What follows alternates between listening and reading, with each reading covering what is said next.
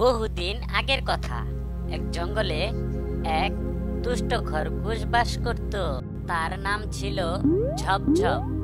সে কারো কথা শুনতো না। সে নিজের ইচ্ছা মতো কাজ করত।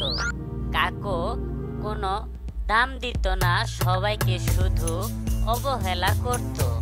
সে একদিন দুষ্টুমি করতে করতে অনেক ক্লান্ত হয়ে গেছে। তারপর একটি গাছের নিচে গিয়ে বসে একটু রেস্ট নিচ্ছে।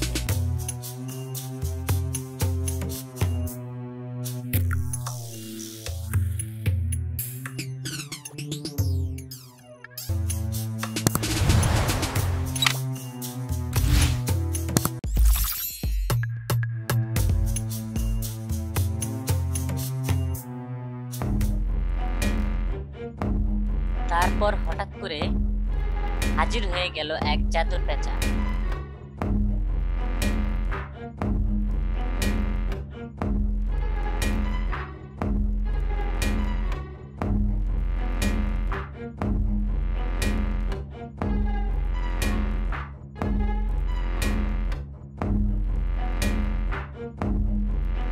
জাদুর পেঁচা বলল ঝপঝপকে, এই ঝপঝপ, তোমার দুষ্টুমি অনেক বেশি হয়ে গেছে।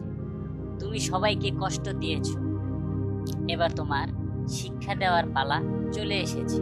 চলো ঝপঝপ, তুমি আমার সাথে।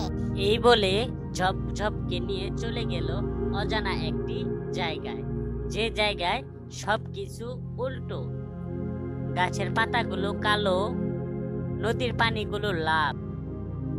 তুমি এখানে আমাকে কোথায় নিয়ে আসলে? এটাই তোমার শাস্তির জায়গা, তুমি এখানে শাস্তি ভোগ করো। ঝপঝপ ভীষণ ভয় পেয়ে গেল। মনে মনে বলল, এ কোথায় এসেছি, আমি ফিরে যেতে চাই। সে অনেক কান্না করতেছে, কিন্তু জাদুর পেঁচা বলে গেছে, যতক্ষণ না তুমি ভালো আচরণ করবে ততক্ষণ তোমাকে এখানেই থাকতে হবে।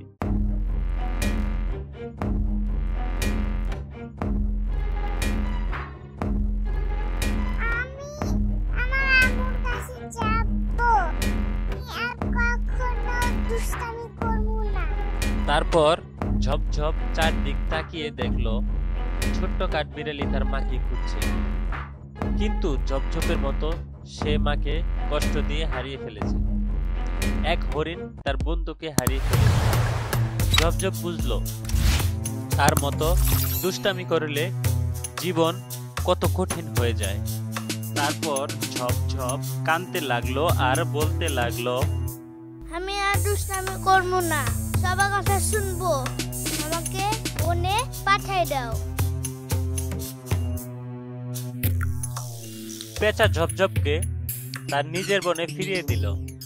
ঝপঝপ সবার কাছে ক্ষমা চাইলো এবং কথা দিল সে আর কখনো দুষ্টামি করবে না। সে সবার সাথে খেলা করতেছে এবং খুব আনন্দে আছে।